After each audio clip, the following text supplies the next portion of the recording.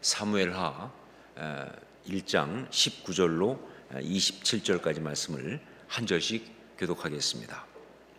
제가 먼저 19절 말씀을 봉독합니다. 이스라엘아, 내 영광이 산 위에서 죽임을 당하였도다. 오호라, 두 용사가 엎드러졌도다. 이 일을 가드에게도 알리지 말며 아스글론 거리에도 전파하지 말지어다. 블레 사람들의 딸들이 즐거워할까?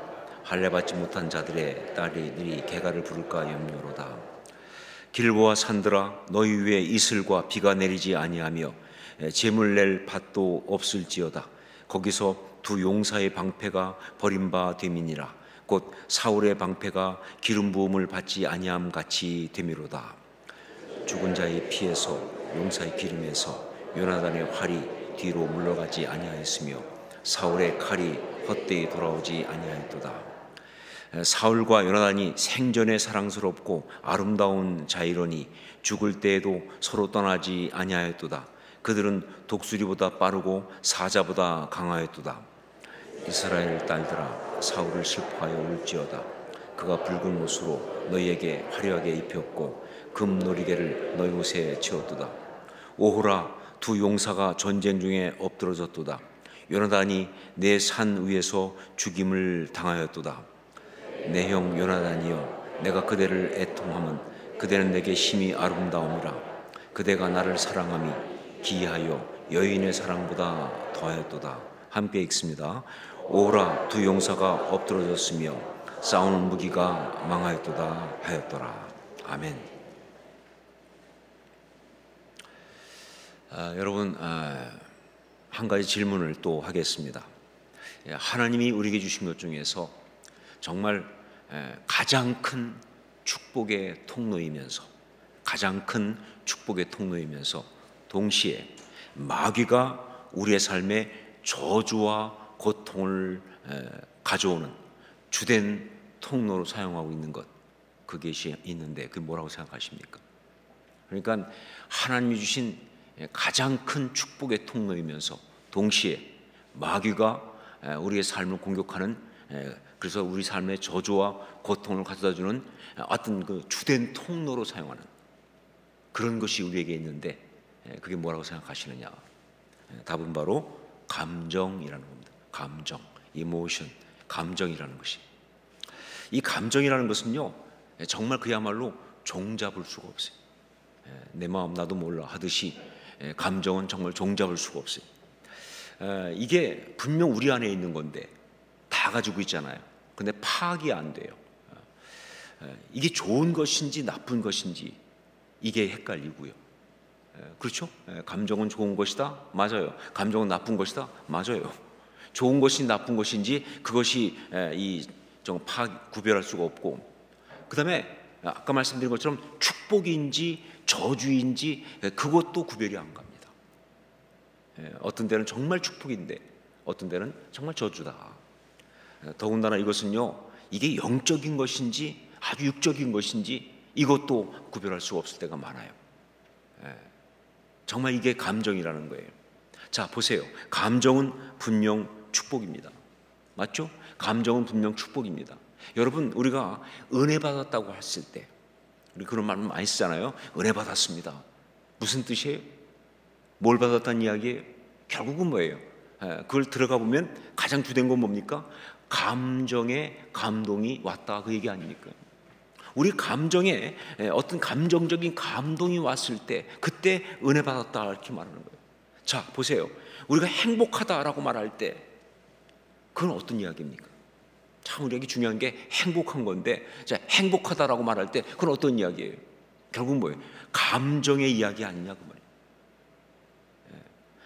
심지어 우리가 예배하면서 하나님 앞에 온전한 경배를 드릴 때 그때 우리의 마음속에 하나님의 임재가 가득히 임하고 하나님의 나라가 임하는 축복이 있습니다. 자, 그런데 그 하나님의 임재, 하나님의 나라, 영적 역사죠 당연히.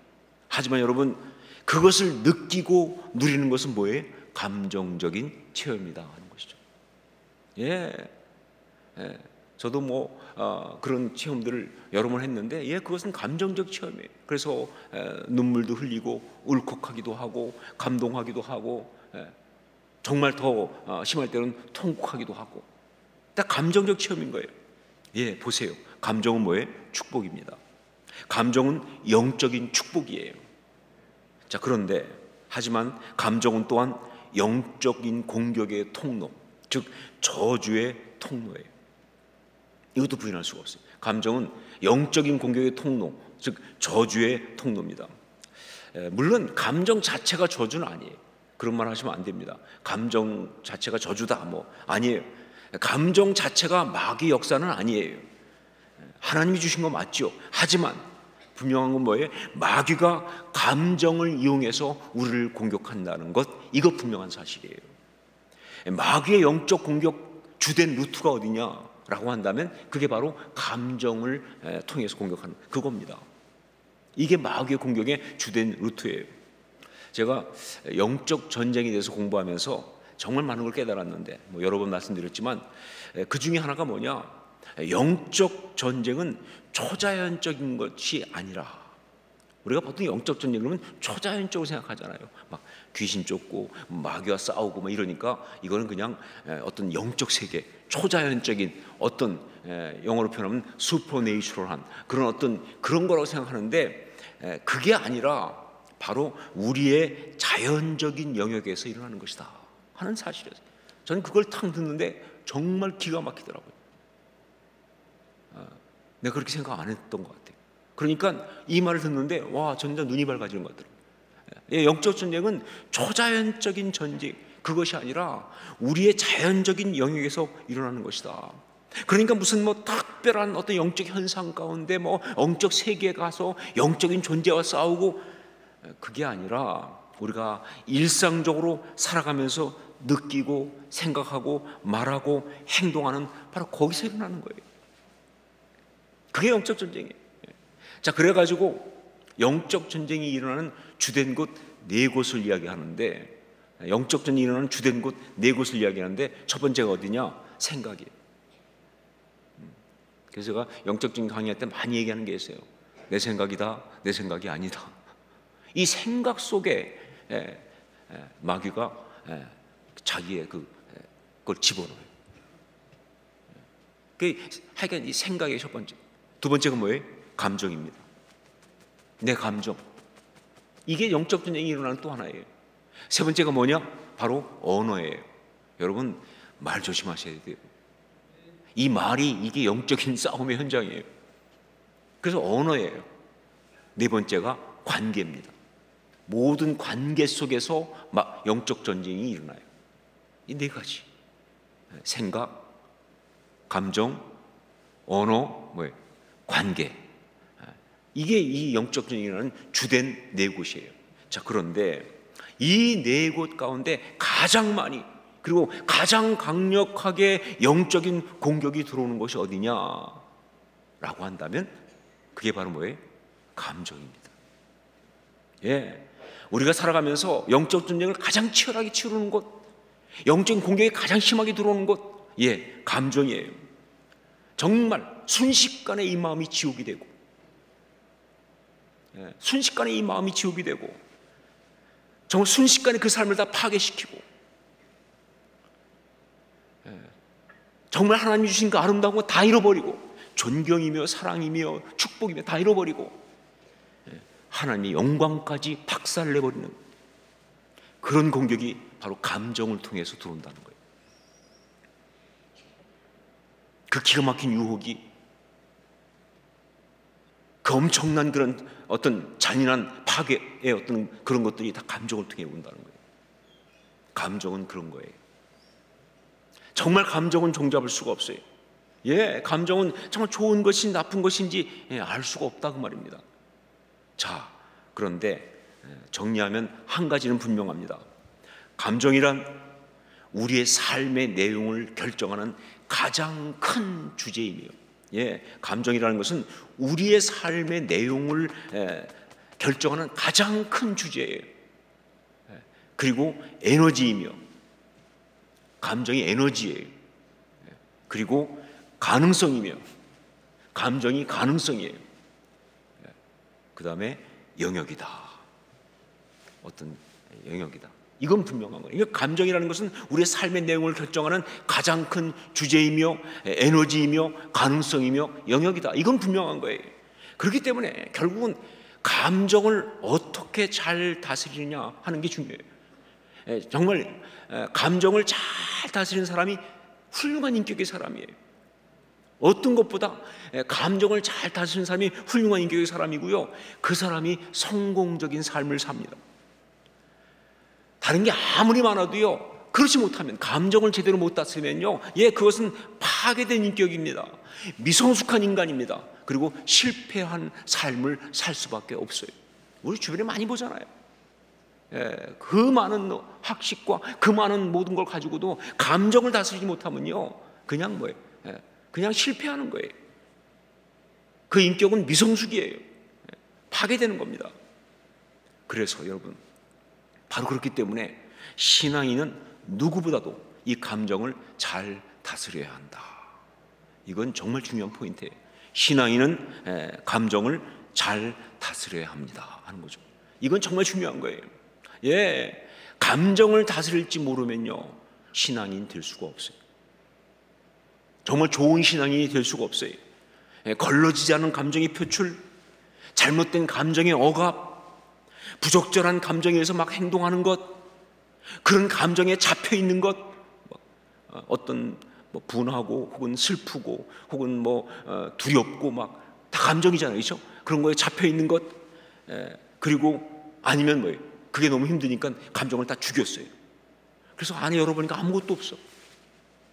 그냥 그야말로 바삭바삭해. 눈물도 안 나. 울어본 게 언제인지 모르겠어. 이런 어떤 그런 것.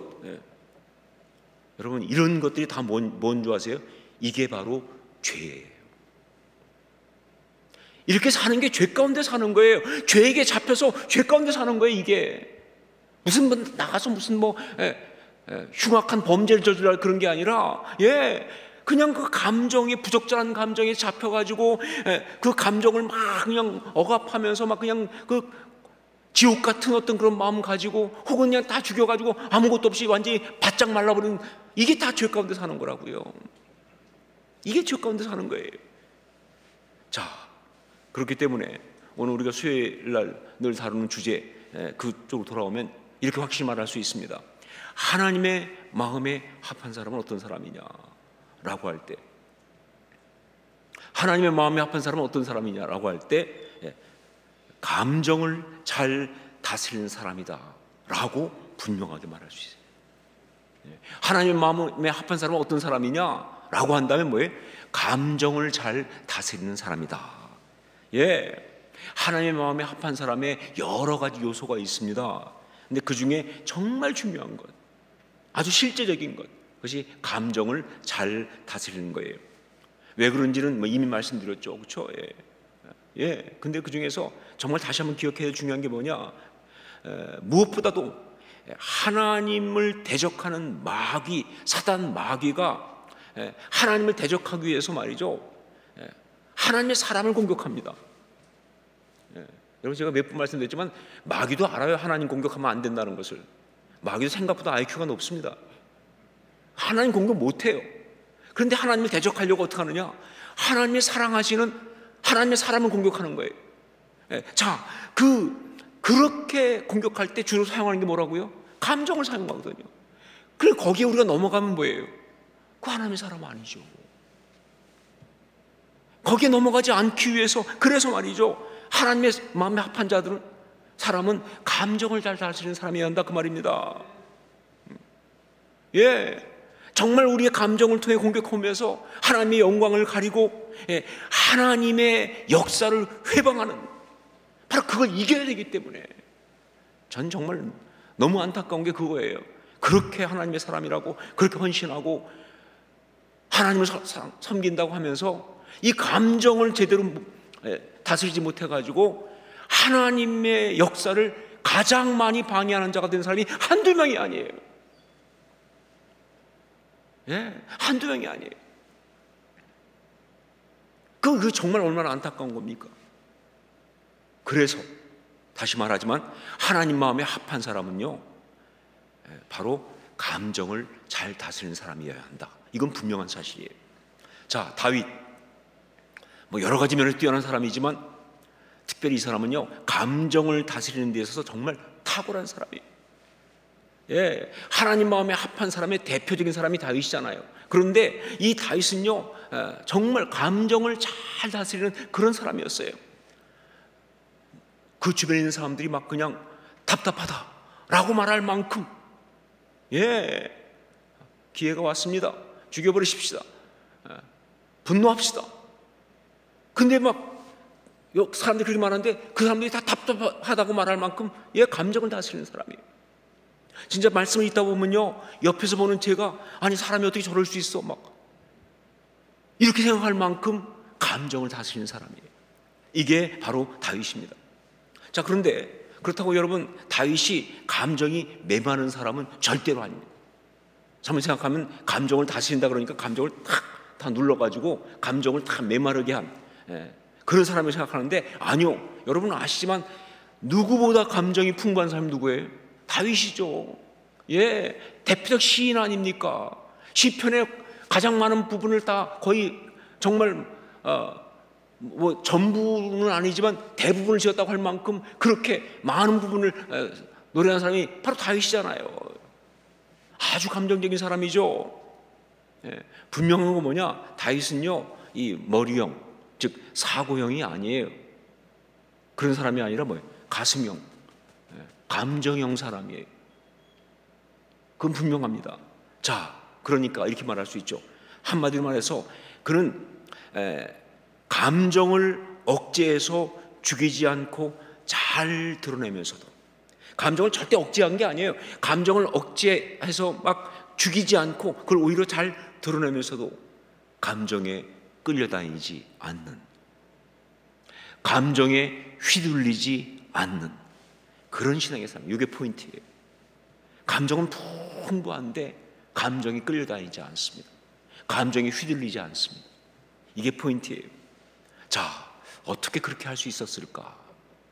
이걸 아주 잘 보여주는 것이, 그 비밀을 보여주는 것이 오늘 본문, 활의 노래라고 하는 오늘 본문입니다. 내용은 이렇습니다. 다윗이 이제 시글락에 가 있을 때, 그 무슨 얘기냐? 이제 블레셋과 함께 출전할 뻔하다가, 그러다가 뭐예요? 하나님의 아주 전격적인 그런 주권적 개입으로 해서 거기서 빠져나오죠. 그래가지고 시글락으로 다시 돌아갔잖아요. 물론 뭐 거기서 또 한번 해프닝이 있었지만, 그래서 이제 시글락에 가 있고, 그리고 이제 나머지가 이 블레셋, 이 아기스의 군대와 그다음에 이제 이 사울, 그 이스라엘 군대와 전쟁을 하러 갔지 않습니까? 그게 마지막 전쟁이죠, 사울의. 그런데 시글락에 가 있는데 소식이 들려옵니다. 사울과 요나단이 죽었다. 이스라엘이 대패를 했고 사울과 요나단이 죽었다는 소식이 들려옵니다. 근데 그 소식을 누가 가져왔느냐? 바로 그 전쟁에서 도망쳐온 아말렉 사람이 가져왔어요. 그 사람이 와가지고 알려주러 온 거예요. 자, 그런데 그가 뭐라고 말하느냐? 자기가 그 전쟁에 있을 때 보니까 사울이 막 그 부상을 당해가지고 굉장히 어려운 중에 있으면서 자기 보고 이 자기를 수치당하지 않게 죽여달라고.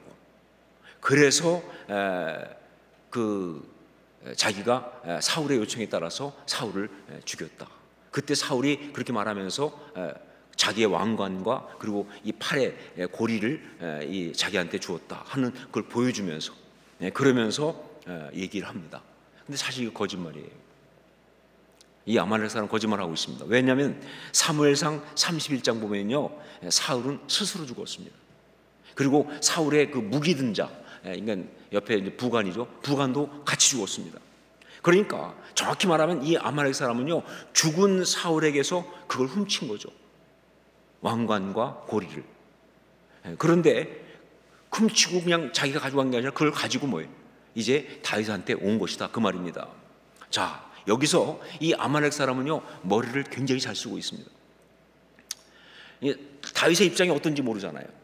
사울을 미워하고 있는지, 사울을 여전히 사랑하고 있는지. 그렇잖아요. 이거 잘못했다가는 줄 잘못 쓰고 뽑기 잘못하면 가는 수가 있어요.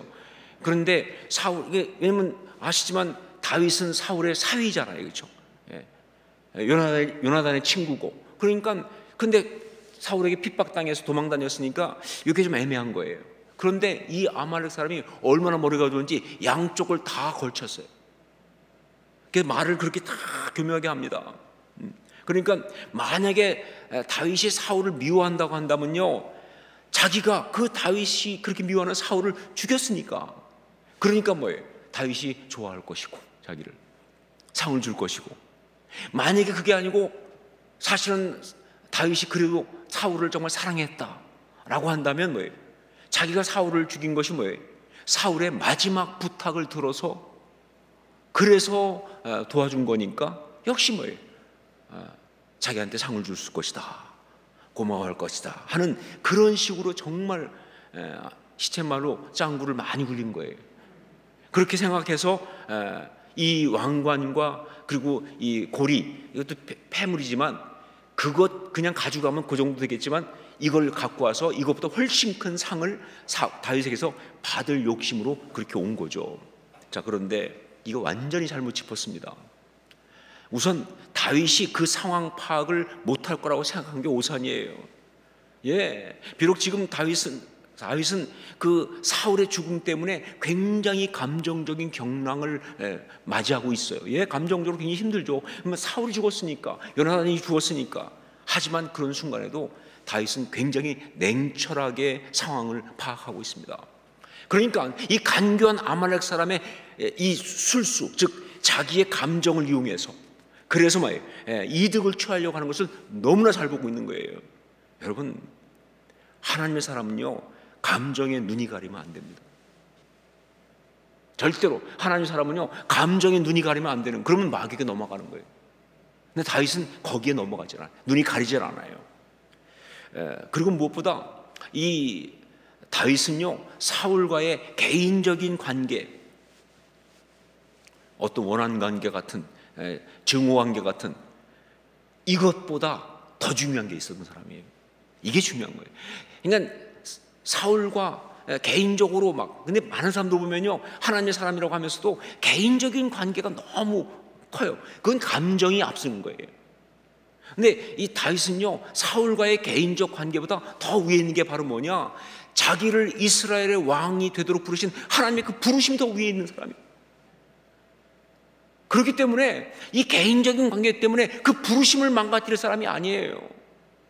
자, 그런데 많이 보세요. 이 아말렉, 이 사람이 얘기한 대로 여하튼 간에 그 아말렉 그 어떤 이방인이 하나님의 기름 부음 받은 왕인 사울을 갖다가 여하튼 죽였다고 하는 순간 어떤 일이 벌어지냐? 하나님이 기름 부어 세우신 왕의 권위가 뭐예요? 누군가에 의해서 죽임당하는 아주 끔찍한 폐해가 시작되는 거예요. 이스라엘 이 역사 속에서 정말 이제 하나님의 기름 부음 받은 왕이 누군가에 의해서 죽임당해도 괜찮다고 하는 이 문제가 생기는 거예요. 여러분, 우리나라도 지금 경험했지만 정말 권위를 누군가 흔들기 시작하면요, 그 다음부터 모든 권위가 다 흔들립니다. 족족 무너지는 거예요. 다윗은 알아요. 그렇게 사울이 죽임당하고 나면 그 다음번에 자기도 누군가가 죽일 수 있다는 사실을, 하나님 이스라엘 왕으로 부르신 이 부르심이 흔들린다는 걸 알고 있는 거예요. 그러니까 용납할 수가 없는 거죠. 그래서 다윗은 그 아말렉 사람을 죽여버립니다. 아주 단호하게 이렇게 말하면서 내가 어찌하여 손을 들어 여호와의 기름 부음 받은 자 죽이기를 두려워하지 아니하였느냐. 무슨 사울에게, 다윗에게만 이렇게 아부하려고 내가 사울을 죽였습니다, 그 말하는 걸 보면서 네가 어찌하여 손을 들어 여호와의 기름 부음 받은 자 죽이기를 두려워하지 아니하였느냐 하면서 그냥 죽여버립니다. 자, 그런데 여하튼 사울과 요나단이 전사한 것은 사실입니다. 정말 허무하게 죽었습니다. 그 순간 다윗에게는요, 정말 얼마나 많은 감정이 속에서 복받쳐 올라왔을까요? 이 감정이 아주 잘 발달된 사람 입장에서는요, 진짜 많은 감정이 올라왔을 거예요. 어떤 것이 있었을까? 여러분, 어떤 감정이 있었을 것 같아요? 안타까움과 분노도 있었을 겁니다. 당연하죠. 사울에 대해서 없다면 사람 아니죠. 나를 그렇게 잡으려고 쫓아다니더니 그 이유를 갖다가 자기 아들 요나단에게 왕위를 물려주겠다는 그 이유 때문에 그렇게 자기를 죽이려고 쫓아다니더니 결국은 그렇게 죽어. 그것도 아들 요나단과 함께.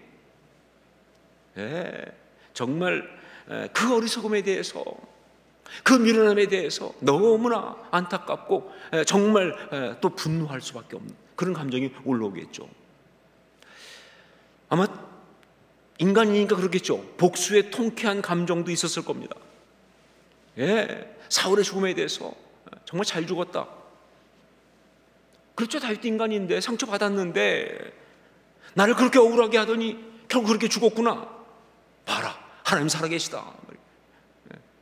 뭐 그런 감정도 당연히 올라오겠죠. 뭐 확실하진 않아요. 내가 처음 가서 물어봐야 돼요. 근데 뭐 거의 분명합니다. 인간이면 그럴 수밖에 없어요. 복받치는 슬픔도 있었을 거예요. 특별히 누구에 대해서? 요나단에 대해서. 정말 사랑했으니까, 정말 깊은 우정을 가지고 있었으니까 제대로 삶을 피워보지 못하고 그렇게 엎드러져 죽다니. 그러니까 막 그 노래할 때 내 형 요나단이요 막 그러면서 울잖아요. 그 감정이 있었을 거예요. 자, 여러분, 사실 우리가 우리 안에 감정이 올라올 때 아셔야 될 게 있어요. 뭐냐면요, 그게 절대로 단순히 한 가지가 아니라는 사실. 단순한 감정은 그렇게 단순하지 않아요. 여러분, 남을 향한 막 분노 있죠? 남을 향해 공격하는 사람들, 이 분노 속에는요, 사실은요, 뭐가 숨겨있냐? 나를 향한 실망이 들어가 있어요. 나를 향한 죄책감이 있어요. 자기 실망, 자기 죄책감이 있으니까 남을 향해 분노하는 거예요. 사실은요, 이 복합적 감정입니다. 여러분, 슬픔, 우리가 슬픔이라는 거 굉장히 막 슬픔은 굉장히 슬프잖아요. 근데 여러분, 그 슬픔 밑에는요, 또 어떤 감정이 올라오냐면요, 어떤 쾌감이 올라와요. 그래서 나온 얘기가 뭐예요? 카타르시스라는 거 아니에요? 여러분, 그 행복, 사실 사람들의 행복하다, 만족하다라고 할 때 말이죠, 그 밑에 뭐예요? 그만한 양의 두려움이 있어요. 그리고 여러분, 인생에서 어떤 성공을 거뒀을 때, 야, 이겼다, 이제 승리했다. 그때 말이죠, 사실은 이 밑에 뭐예요? 다음에는 어떡하지? 지면 어떡하지? 두려움이 있다니까요. 같이 깔려 있는 거예요. 절대로 그냥 그것으로 딱 단순하게 끝나는 게 아니에요.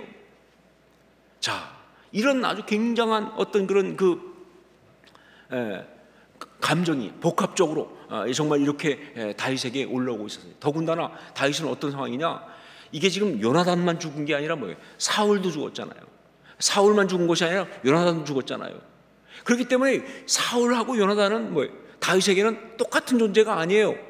같은 것 같지만 달라요, 진짜. 그러니까 이 사람의 죽음에 대해서 정말 자기를 그렇게 힘들게 했던 사울이 죽은 것과 정말 자기를 그 가운데서 정말 사랑하고 지켜줬던 요나단이 죽었다는 소식을 같이 들었을 때 이 올라오는 감정은 대단히 복합적일 것이다. 분명하죠, 그렇죠? 정말 다양한 어떤 느낌이, 정말 어떤 그런 그냥 굉장히 다양한 어떤 그런 방법으로 올라왔겠죠.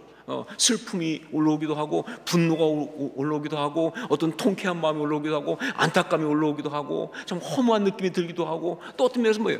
정말 감사한 느낌이 들기도 하고, 뭐 여러 가지 어떤 그런 감정이 올라오겠죠. 중요한 게 뭐냐? 그렇기 때문에 이런 상황에서 이 감정을 잘못 표현하게 되면요, 이게 주워 담을 수 없는 치명적이 됩니다. 감정이 무서운 게 그거예요. 제가 내적 체험에서 많이 다루지만 감정이 가장 무서운 건 뭐냐면요, 감정이 잘못된 결정을 하게 하거든. 그래서 정말 세상 유행가라든가 세상 드라마에 많이 나오지만 홧김에, 그렇죠? 이게 문제가 되는 거예요. 슬퍼서 그때 막 그냥 두려움에 이 감정이 문제가 뭐냐면 잘못된 결정을 하게 하는 거예요.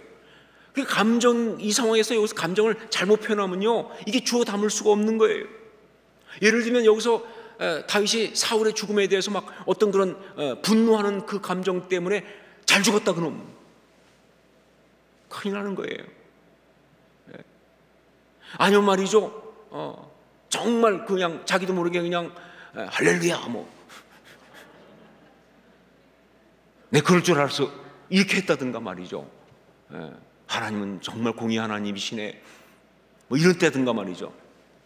그러면 평생 그 부담을 안고 가요. 베냐민 지파 어떻게 다스릴 거예요?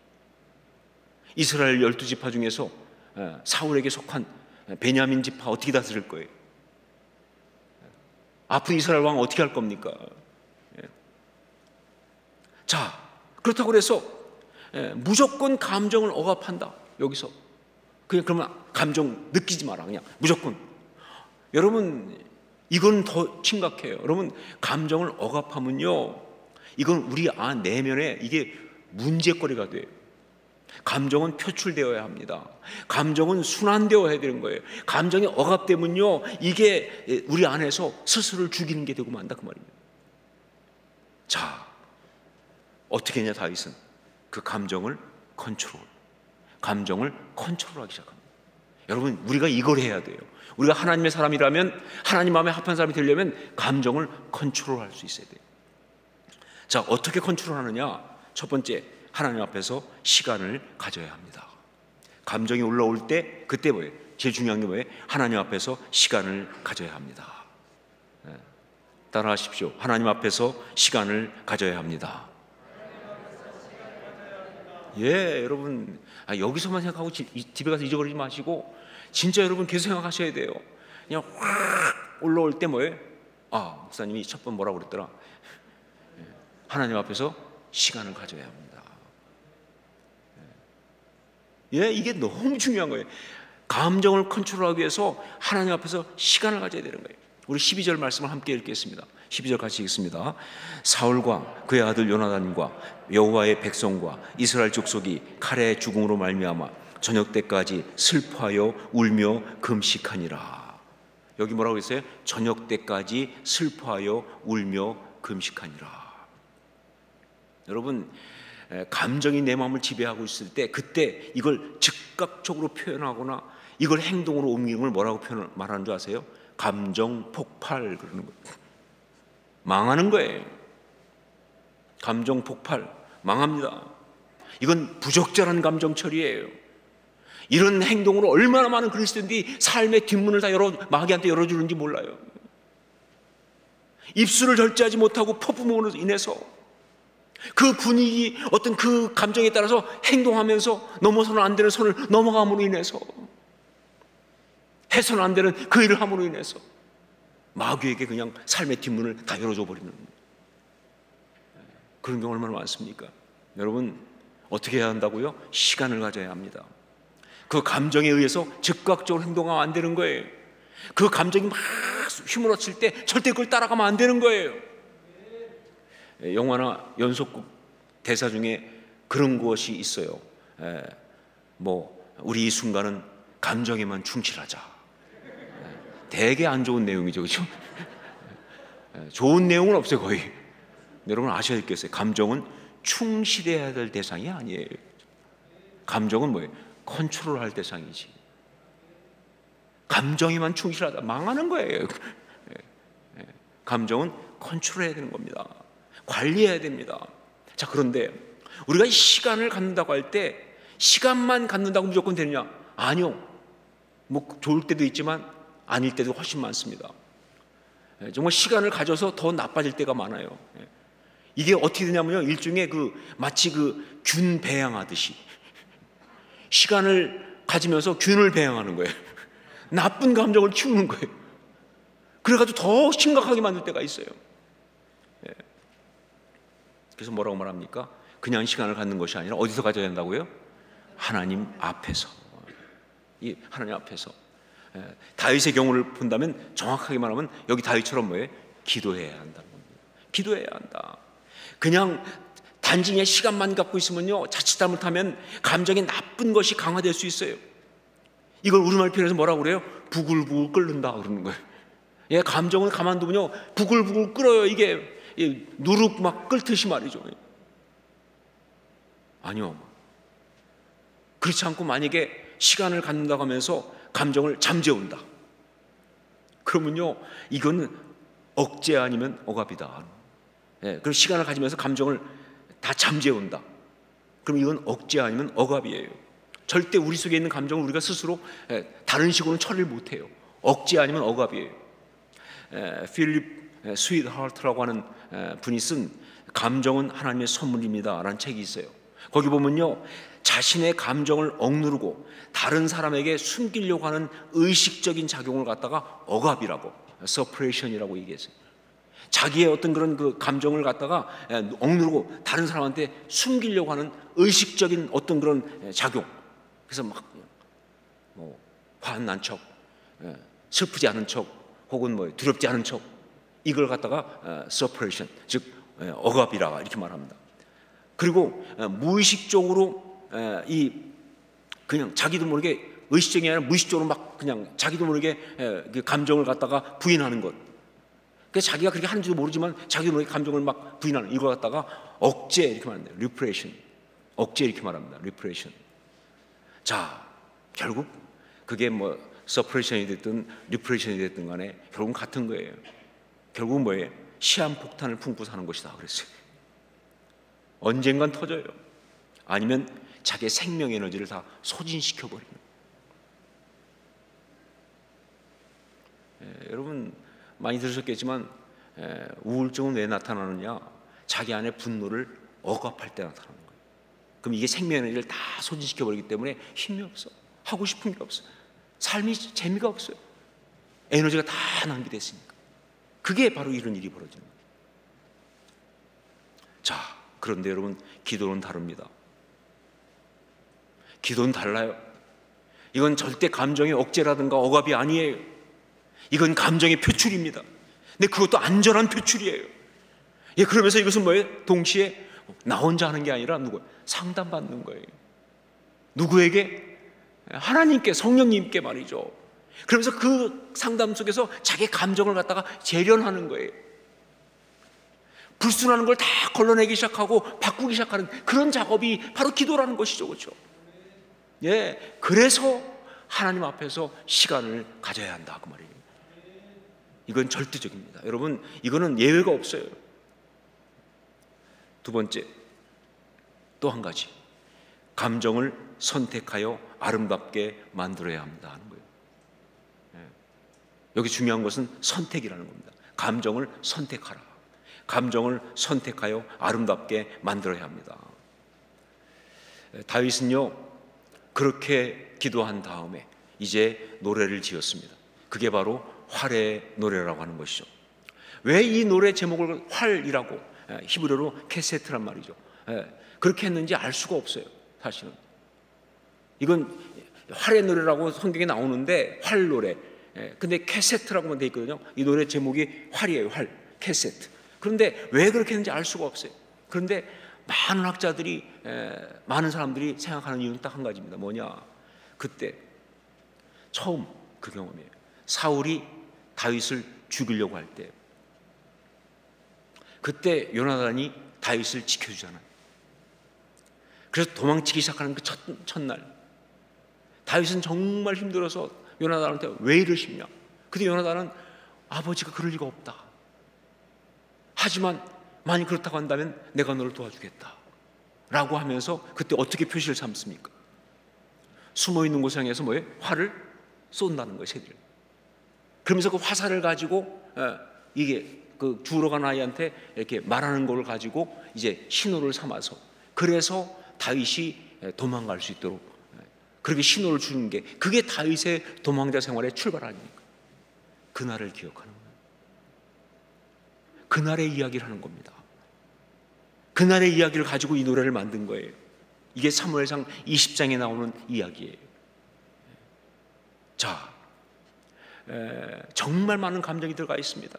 어떻게 보면 사울과 이 요나단의 와 있었던 그 많은 이야기의 출발점에 있는 바로 그 스토리예요.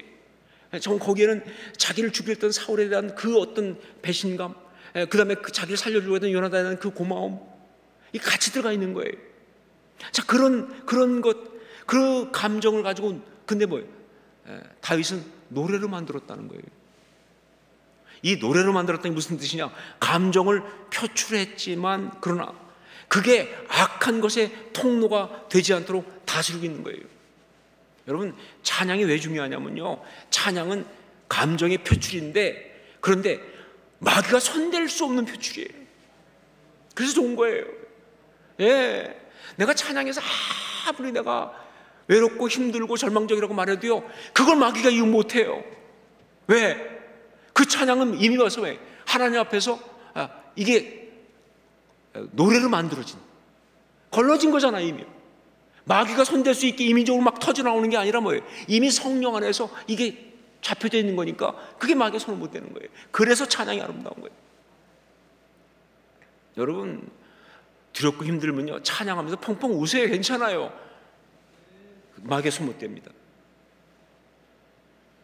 막 믿고 분노하면 찬양하면서 그렇게 하나님 앞에서 그 분노의 감정을 나타내세요. 괜찮아요. 마귀가 손 못 대는 거예요. 바로 다윗은 바로 그 감정, 정말 사울과 요나단 이 사이에 있는 이 이야기를 가지고 노래를 만들었다는 게 중요합니다. 활의 노래. 무슨 얘기냐? 바로 감정을 그냥 표출한 것이 아니라 선택했다는 겁니다. 붙들어야 할 감정은 붙들고, 택할 건 택하고, 버릴 건 버리면서. 여러분, 활의 노래를 읽으면서 어떤 생각인지 모르겠지만 보세요. 다윗은 한마디도 사울에 대한 분노를 거기서 노래하지 않습니다. 단 한마디도 사울을 욕하지 않아요. 뭐 비슷하게라도 저 같으면 약간 그래도 약간 뒤끝을 조금이라도 줄 것 같은데 안 합니다. 그냥 사울이 아름답다고 말해요. 그의 죽음이 애석하다고 말해요. 그가 우리를 갖다가 정말 행복하게 했다고 말합니다. 그의 죽음 때문에 저 대적들이 기뻐할 거라고, 안타깝다고 말합니다. 근데 진짜 감정이 그랬을 것 같으세요? 다윗이 진짜 그랬을 것 같으세요? 아니죠. 이 속에 사울에 대한 분노가 있죠. 잘 죽었다 그놈, 이 생각 올라올 수 있죠. 버리는 거예요. 그 감정 버리는 거예요. 택하지 않는 거예요.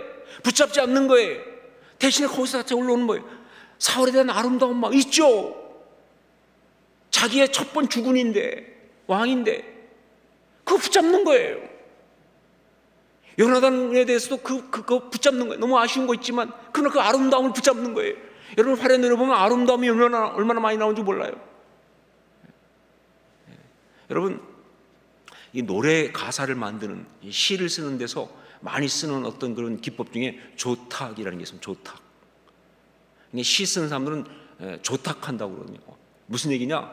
이게 그 옥이나 보석을 쪼고 다듬듯이 그렇게 언어를 갖다가 다듬어서 아름다운 노랫말이 되게 한다, 그 얘기예요. 자, 그런데 여러분, 그때 결국은 계속 다듬고 또 택하게 되는 게 바로 뭐냐? 사실은 감정인 거예요.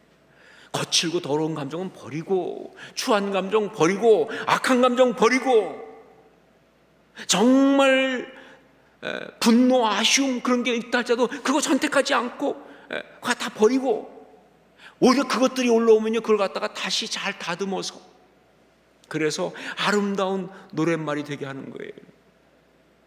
슬픔도 아름답게, 외로움도 아름답게, 절망도 아름답게 그렇게 만들어내는 거예요. 하나님의 사람은 그런 사람입니다. 여러분, 하나님의 사람은 이렇게 감정을 선택해야 돼요. 이 감정을 다듬을 수 있어야 돼요. 그래서 이 감정이 다 아름다움이 되게 해야 돼요. 어떻게까지? 노래가 되게까지. 여러분, 노래는요 혼자 부르는 게 아니에요. 노래는 다른 사람에게 들려주는 겁니다. 노래는 함께 부르는 거예요. 그래서요, 나의 이 감정을 다른 사람하고 충분히 함께 나누어도 좋게끔 그렇게 만들어내는 거예요. 이게 기도죠. 이게 찬양이죠. 이게 예배죠. 그렇죠? 이게 바로 활의 노래를 지은 다윗의 그 속에 있는 영성입니다. 이게 바로 하나님 마음에 합한 사람의 모습이에요. 그리고 이것이 진짜 십자가 신앙이에요. 예, 왜냐하면요, 십자가 신앙의 핵심은요, 다른 어떤 것보다 감정을 거기서 처리하는 거거든요. 십자가 앞에서 감정을 처리하지 못하는 사람은요, 그건 신앙의 사람이 될 수가 없어요. 어떤 분노를 갖고 가져가고, 어떤 절망을 가지고 나갔다 할지라도, 어떤 두려움을 갖고 나갔다 할지라도 십자가 앞에서 그 모든 것이 바뀌어서 찬양이 되고 감사가 되고 정말 그것이 아름다움이 되어 나타나는 그 역사가 있어요. 그게 신앙인이지. 그 분노를 갖고 올라갔다가 십자가 앞에 나가서 기도했고 나올 때 그 분노를 그냥 가지고, 아니면 확신으로 갖고 나오는 사람이 어떻게, 웃은 이야기지만 어떤 권사님 며느리 보고 너무 며느리하고 갈등이 심할 때 며느리가 너무 미워가지고 그래도 권사님답게 그걸 붙들고 십자가 앞에 나가서 기도했다는 거 아니에요. 기도 끝에 뭐예요? 하나님 음성을 듣고 말았습니다. 결국은 며느리를 내쫓아라.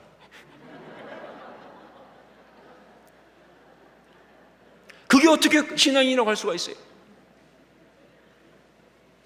그 미움 그대로 갖고 나왔는데, 여러분, 그건 십자가 신앙 아니죠. 그 두려움이 전날에 한숨 변하여 찬양이 되고, 그 두려움이 변해서 정말 그 어떤 확신이 되고, 이런 역사가 있어야 되는 거 아니에요, 그렇죠? 그게 십자가 신앙이니까 무엇보다 감정을 바꿔낼 수 있어야 돼요. 처리할 수 있어야 합니다. 버릴 건 버릴 수 있어야 돼요. 택할 건 택해야 합니다. 바꿀 건 바꿔야 되는 거예요. 아름답게 만들어내야 되는 거예요. 이게 바로 진짜 신앙이다 하는 거죠. 사랑하는 여러분, 여러분 삶 속에서 정말 많은 감정이 휘어치고 지나갈 때, 그 순간 그 감정을 이용해서 우리를 무너뜨리려고 하는 마귀의 괴계에 절대로 넘어가지 마십시오. 여러분이 정말 신앙의 사람이라면 정말 감정이 막 내 속에 올라올 때 반드시 거기에 뭐예요? 그 감정을 이용해서 나를 무너뜨리려고 하는 마귀의 괴계가 있다는 사실 잊지 말고 거기에 절대 넘어가지 마세요. 그 순간 여러분, 활의 노래를 기억하시기 바랍니다. 다윗을 기억하세요. 그 활의 노래를 불렀던 그 모습을 기억하세요. 그 많은 감정들이 정말 하나님 앞에서 진정한 축복으로 바뀔 수 있도록, 그래서 우리가 진짜 하나님 마음에 합한 사람이 될 수 있도록 그렇게 믿음으로 십자가 능력으로 아름답게 나갈 수 있기를 주의 이름으로 축원합니다.